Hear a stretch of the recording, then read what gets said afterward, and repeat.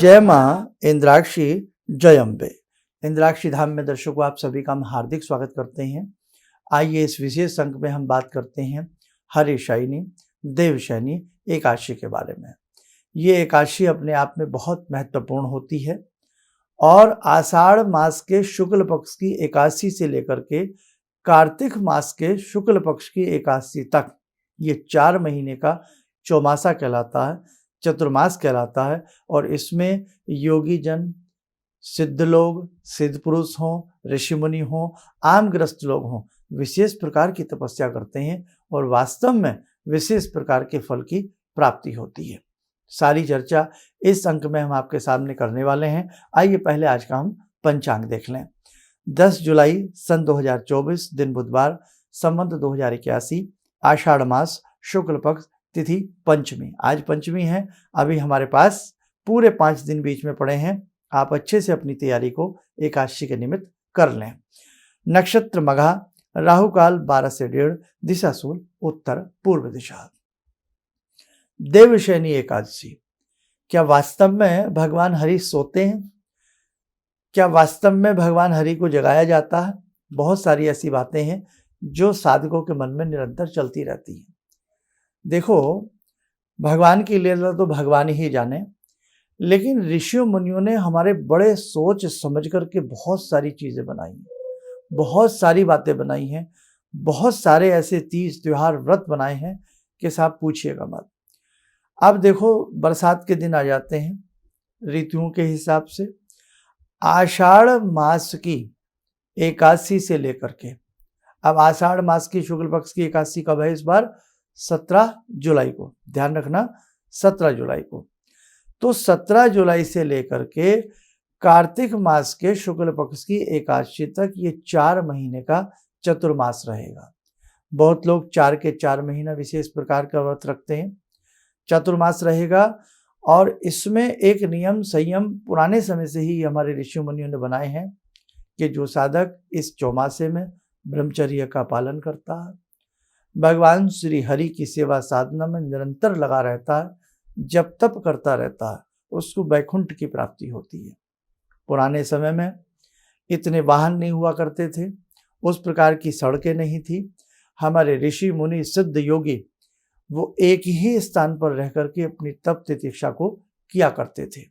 यानी कि 4 महीने का भ्रमण काल बंद करके एक ही स्थान पर रहना, और 4 महीने के इस पड़ाव को चतुर्मास कहा जाता था। और आज भी चतुर्मास इसको हम कहते हैं। तो 4 महीने एक ही स्थान पर रहना, विशेष नियम संयमों के साथ रहना। अब विशेष नियम संयम कैसे? कि इस चौमासे में, इस चतुर्मास के व्रत में अनेकों प्रकार के नियम लिए जाते हैं कि इस महीने हम दही नहीं खाएंगे, इस महीने हम शाक धारण नहीं खाएंगे, ग्रहण नहीं करेंगे, इस महीने हम नमक नहीं लेंगे, या हम इतने दिन नमक नहीं लेंगे, कुछ लोग 6 दिन जल नहीं लेंगे। मतलब अलग अलग प्रकार के नियम लेकर के जैसी साधक की अपनी हिसाब होता था, उसी प्रकार की वो अपनी स्थिति का पालन करते हुए चतुर्मास को पूर्ण करते थे। लेकिन कुल मिलाकर के अगर हम देखा जाए तो हम ग्रस्त लोग, साधारण जितने भी साधक हैं, वो इस चतुर्मास में अभक्ष्य पदार्थों का ग्रहण ना करें। अभक्ष्य से समझ गए ना, जो हमारे धर्म में खाने योग्य नहीं बताए गए हैं। मांसाहार को कदापि आप लोग त्याग दें, हमेशा के लिए बेटे त्याग दें तो अच्छी बात है।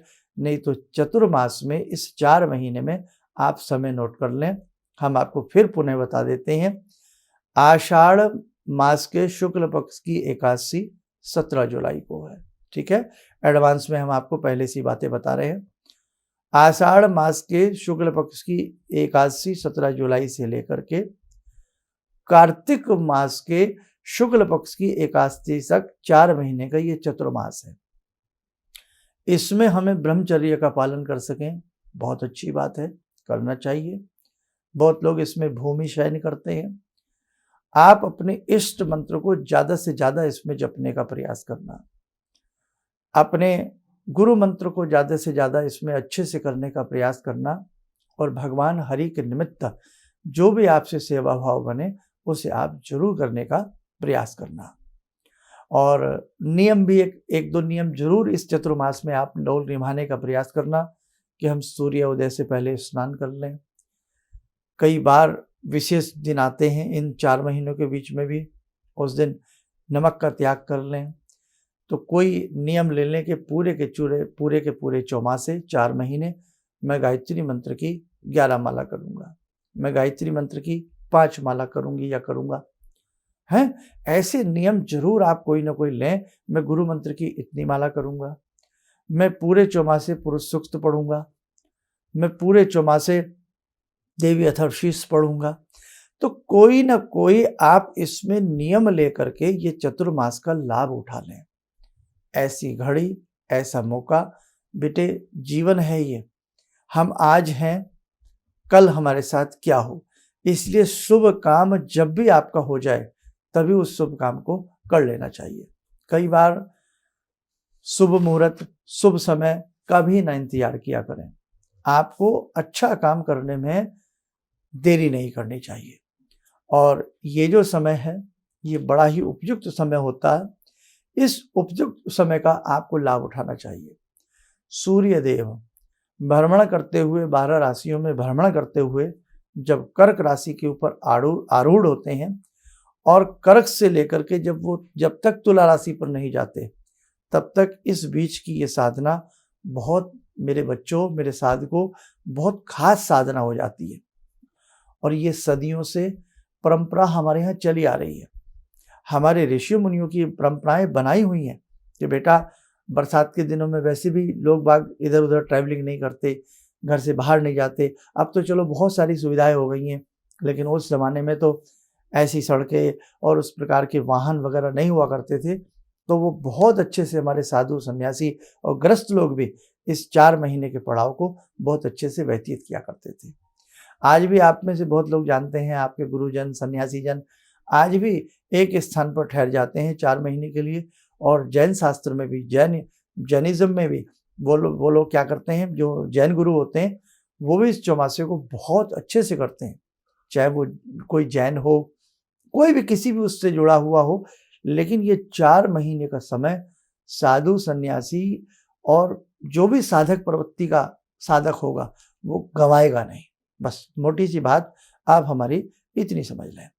ये सूर्य की भी कृपा आपके ऊपर बरसेगी। 4 माह का जो समय होता है, और न जाने गुफाओं में, कंदराओं में, न जाने कहाँ कहाँ हिमालय की कोख में, न जाने कहाँ कहाँ साधु सन्यासी, कोई सूक्ष्म शरीर में, कोई कारण शरीर में, और कोई देहधारी साधक इस स्थूल शरीर में नाना भांति की गुप्त साधनाएं उसमें प्रारंभ हो जाती है।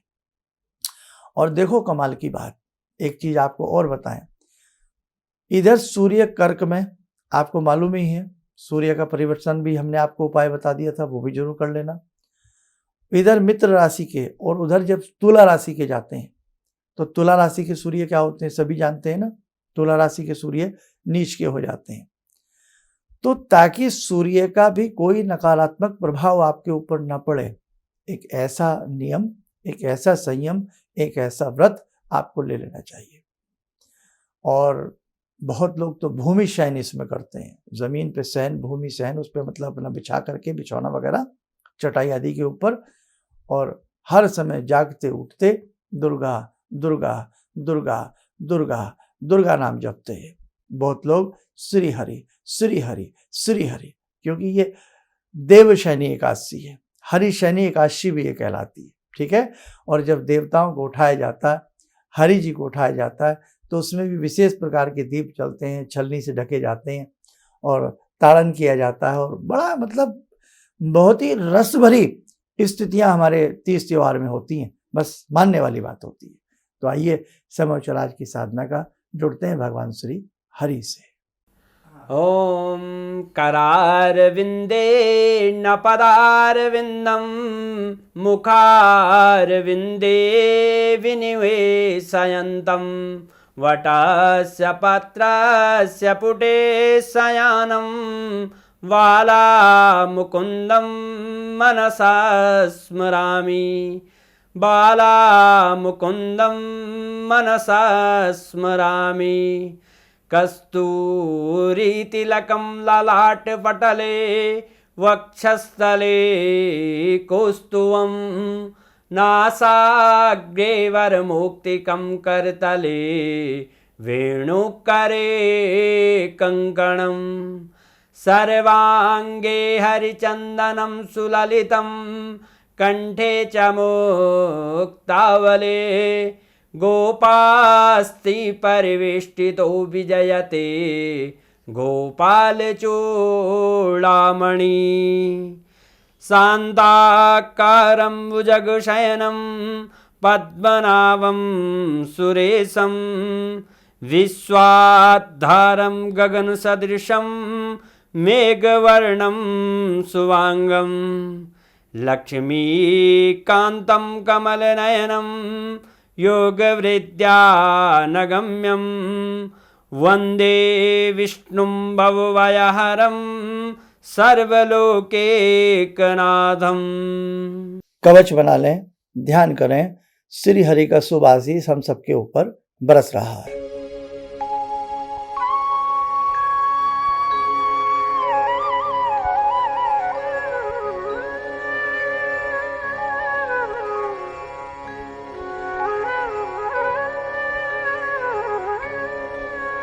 ओम बोलते हुए नेत्र खोलें, सामान्य हो जाएं। देखो साधकों, प्रतिदिन की पूजा में ओम नमो भगवते वासुदेवाय नमः, श्री हरि के 108 नाम या विष्णु सहस्त्र नाम आपसे रोज ना हो सके तो एकादशी के दिन और बृहस्पतिवार के दिन आप लोग करने का प्रयास करें। जो 4 महीने के नियम बहुत अच्छे से ना निभा सकें तो कम से कम आप लोग ध्यान रखें कि कार्तिक मास में अपने नियमों को, संयमों को जरूर आप लोग निभाने का प्रयास करें। और कुछ लोग नित्य प्रतिदिन भगवान श्री हरि की पूजा करते हैं और उस पूजा के उपरांत कुछ पंक्तियां, कुछ भाव वो इस प्रकार से अपने प्रभु के प्रति समर्पित करते हैं, आप भी लोग जानें। नित्य पूजा अर्चन के पश्चात भगवान की प्रार्थना करें, हे जगन्नाथ स्वामिन, तुम्हारे शयन काल में यह संपूर्ण संसार शयन करता है, तुम्हारे जग जाने पर संसार जागता है। हे प्रभु, मुझ पर प्रसन्न हो और निर्विघ्नता पूर्वक मुझे यह व्रत पूर्ण करने की शक्ति दें। आपके जागरण की तिथि तक मैं चातुर्मास्य व्रत का पालन कर सकूं। इस बीच मैं श्रावण में शाक, भाद्रपद में दही, आश्विन में दूध तथा कार्तिक में दाल न खाने का व्रत पालन करूंगा। हे जगन्नाथ, हे प्रभु, मेरी इस नियम को, मेरे इस संकल्प को आप पूर्ण करने में मेरी सहायता करें, अर्थात मुझे वह शक्ति प्रदान करें। तो इसमें बहुत सारी बातें हैं कि श्रावण में ये ना लें, भादों में ये ना लें, है ना, कार्तिक में ये ना लें। तो वो समय समय पर हम सारी चीज़ें आपको बताते रहेंगे। और इसी के साथ साथ एक बात और ध्यान रखें, हमारे जितने भी साधक हैं, दर्शक हैं, आप यदि 1 घंटा 2 घंटा इसमें स्वाध्याय का भी निकालिए। बहुत लोगों का नियम होता है इन 4 महीनों में वेद पढ़ते हैं, बहुत लोगों का नियम होता है इन 4 महीने में वो अपने जैसे गीता को पूर्ण कर लेते हैं, गीता पढ़ लेते हैं, और बहुत लोग पुराण पढ़ते हैं। जैसे कोई स्कंद पुराण का पाठ कर लेता है, तो आप इसमें क्या कर सकते हैं, शिव पुराण भी पढ़ सकते हैं, बहुत अच्छा रहेगा। अब सावन भी है आगे, तो आप 4 महीने में, अगर आपसे भाई पूरे सावन में नहीं पढ़ा जाता तो आप प्रयास करें 4 महीने में पूरा अपना आप शिव पुराण पढ़ सकते हैं। दुर्गा सप्तशती का निरंतर पाठ करें। कहने का भाव, ये 4 महीने बहुत अच्छे से पठन पाठन, स्वाध्याय, तप, यज्ञ आदि के हैं। आप प्रतिदिन यज्ञ कर सकते हैं। जिस मंत्र की दीक्षा ली है, जहाँ से आप जुड़े हैं या जो आपके इष्ट हैं, प्रतिदिन उनके नाम से यज्ञ कर सकते हैं। यह न समझें कि हरि आपसे प्रसन्न नहीं होंगे। आप किसी भी देवी देवता की साधना उपासना इन 4 महीनों में, कहने का भाव, अपनी भक्ति को जगाने का ये उत्तम और श्रेष्ठतम समय है। बस ये आप ध्यान रखें। लेकिन रोज ना सही, हर बृहस्पतिवार थोड़ा बहुत भगवान श्री हरि की सेवा भी करने का प्रयास करें। चलते पढ़ते श्रीमन नारायण हरि हरि हरि हरि, कभी दुर्गा दुर्गा दुर्गा अपना जपने का आप लोग प्रयास जरूर करें। वो भवानी है, वो महालक्ष्मी है ना। तो इसलिए जितना भी आपसे पूजा पाठ हो सके इस चातुर्मास में करने का प्रयास करना। समय नोट कर लेना, ये आपकी एकादशी आने वाली है अभी, आषाढ़ मास के शुक्ल पक्ष की एकादशी 17 जुलाई को है। समय याद आ गया। कार्तिक मास के आषाढ़ शुक्ल पक्ष की एकादशी को क्या होगा, देव उठनी एकादशी होती है। इन बिटवीन विवाह शादी सारे कार्य रोक दिए जाते हैं, जितने भी शुभ कार्य होते हैं वो रोक दिए जाते हैं। वो कब प्रारंभ होंगे, देव उठनी एकादशी से। ठीक है, तो आप जैसे हमारे सनातन धर्म में विवाह शादी आदि भी इस समय सब रोक दी जाती है और वो फिर बाद में प्रारंभ होती है। चलिए, जितना आपसे बन सके उतना आप करने का प्रयास करना। ये 4 महीने का गोल्डन टाइम है, इसे खोना नहीं है, नींद में गंवाना नहीं है। बस आप नियम बना लेना कि चलो मैं इस 1 महीने में मार्कंडेय पुराण पढ़ूंगा, मैं इन 4 महीनों में शिव पुराण पूरा कर लूंगा, मैं इन 4 महीनों में पूरी रामायण अपनी अच्छे से पढ़ूंगा। तो आपने जो देवशयनी एकादशी है उस दिन से प्रारंभ करनी है, 17 जुलाई से प्रारंभ करनी है, और अप टू आप चाहे 1 महीने में पूरा कर लें, फिर आप दूसरा कोई ग्रंथ पढ़ना प्रारंभ कर दें। तो जितना आपसे अच्छे से अच्छे हो उतना आप करने का प्रयास करना। बाकी सारी जानकारी हम आपको देते रहेंगे। दीक्षा से नए नए लोग जुड़ रहे हैं जो दीक्षा लेना चाहते हैं, क्योंकि गुरु पूर्णिमा भी आने वाली है। ठीक है, 21 जुलाई की गुरु पूर्णिमा है और 17 जुलाई की देवशयनी एकादशी है। तो जो गुरु पूर्णिमा पर दीक्षा लेना चाहते हैं तो संस्थान में अपना नाम नंबर आप सब लोग लिखवाना प्रारंभ कर दें। आगे बहुत बड़े बड़े कार्य आपको और हमें मिलकर के करने हैं। अपने राष्ट्र की, नेशन की जितनी हमसे हो सके उतनी हम सेवा करेंगे। मानवता की सेवा करने के लिए तत्पर आगे रहें।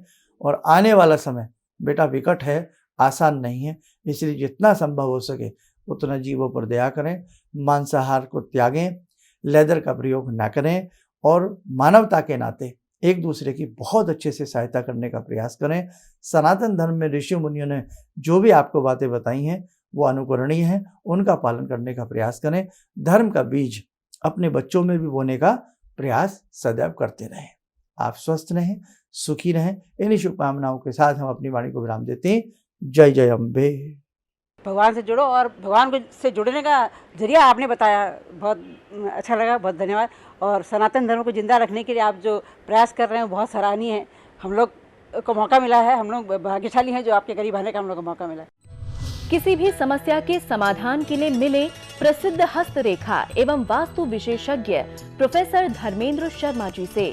नोट: शिविर में भाग लेने हेतु एवं व्यक्तिगत रूप से मिलने के लिए कॉल करने का समय सुबह 10 बजे से शाम 6 बजे तक। हमारे विभिन्न ज्ञानवर्धक कार्यक्रम देखने के लिए आप हमें अभी सब्सक्राइब करें, बेल आइकन को प्रेस करें ताकि आप देख सकें हमारा कार्यक्रम सबसे पहले। और अधिक जानकारी के लिए फेसबुक पेज को लाइक करना न भूलें।